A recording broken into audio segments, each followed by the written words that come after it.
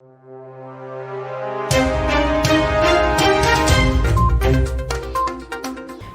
to VARINDIA News Hour. Many companies and governments to continue business with Russia despite increasing sanctions on the country. Amid increasing sanctions and calls for exiting or scaling back businesses in Russia by many global enterprises, some companies and countries have decided to continue their business relations with the country. Russia has drawn up plans to seize the assets of Western companies leaving the country as the Kremlin pushes back against sweeping sanctions and the exodus of international businesses since its invasion of Ukraine. The country's economic ministry said it could take temporary control of departing businesses where foreign ownership exceeds 25%. The cryptocurrency exchanges such as Coinbase and Binance have decided not to ban Russian users from their platforms. As believed by many, cryptocurrency platforms such as these could be used as a way to bypass the sanctions to shield the sanctioned Russian entities against economic and financial isolation.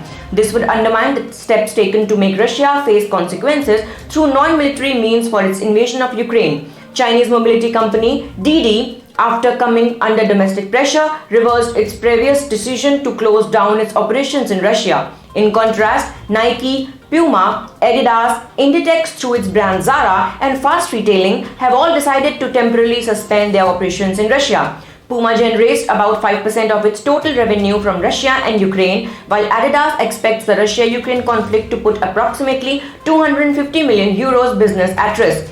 Inditex derives about 8.5% of its global operating profit from Russia. Another case is the French food company Danone, which has decided to suspend its investments in the country but to continue manufacturing and distribution activities. The company generates about 6% of its total revenue from Russia. The government of Bangladesh has asserted to continue doing business with Russia, which is building a Rupur nuclear power plant in the country with financing 90% of the $13 billion project. With Russia out of the SWIFT system, the government has started to look for alternate options for carrying out financial transactions. Hungary, citing its economic interest, intends to continue its cooperation with Russia as the lion's share of its gas supply is imported from Moscow. Any disruption could lead to detrimental effects on its industry and a decline in economic growth. Hungary is in a 15-year contract with Gazprom for a supply of 4.5 billion cubic meters of natural gas annually and seeks to increase this to a greater volume. The goal of calling out the companies is to pressure them to work in concert with the US government and its allies that have imposed economic sanctions against Russia. As per global data, for Russia, these continued relationships will keep the state-owned enterprises afloat in what are becoming increasingly difficult overseas market conditions. Let's look into today's headlines in VARINDIA. Israeli government websites suffer from massive DDoS attack. A number of websites belonging to the Israeli government were knocked down in a distributed denial of service attack, rendering the portals inaccessible for a short period of time. A distributed denial of service attack is a malicious attempt to restrict the normal traffic of a targeted server or service by overwhelming the victim and its surrounding infrastructure with a flood of junk internet traffic by leveraging compromised computers and IoT devices as source of attack traffic. Lenovo to double R&D in India in 3 years. Lenovo is doubling its R&D investments over the next 3 years to ensure the device's manufacturer rolls out products that adapt to the requirements of the new normal, where cloud-enabled digital services and solutions are being delivered over electronic devices. The company has begun exporting the Motorola brand phones from its Noida, Uttar Pradesh plant to select countries. Last year, Lenovo was expanding its manufacturing to include a third line to its Puducherry plant and began local manufacturing of its tablets in partnership with Wingtech in Tirupati, Andhra Pradesh.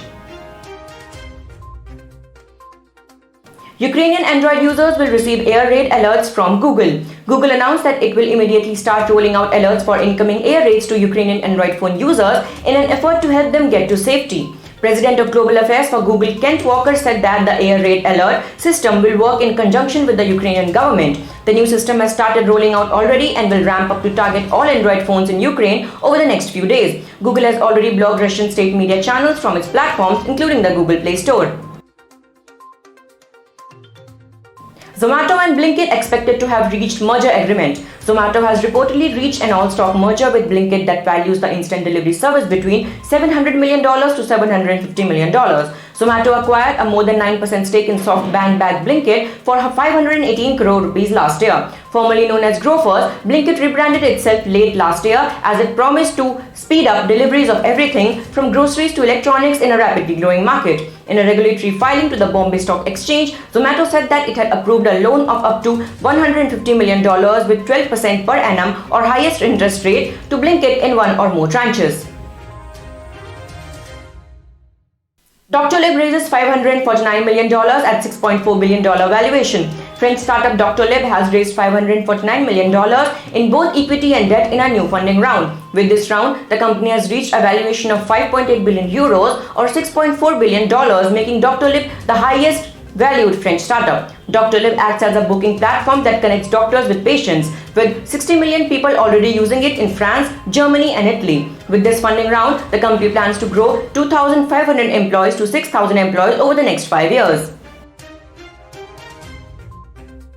That's all for now. Please like, share, comment and subscribe to VARINDIA News Magazine. You can download the VARINDIA app from Google Play Store and Apple App Store for the latest news and updates. Stay tuned. Thank you.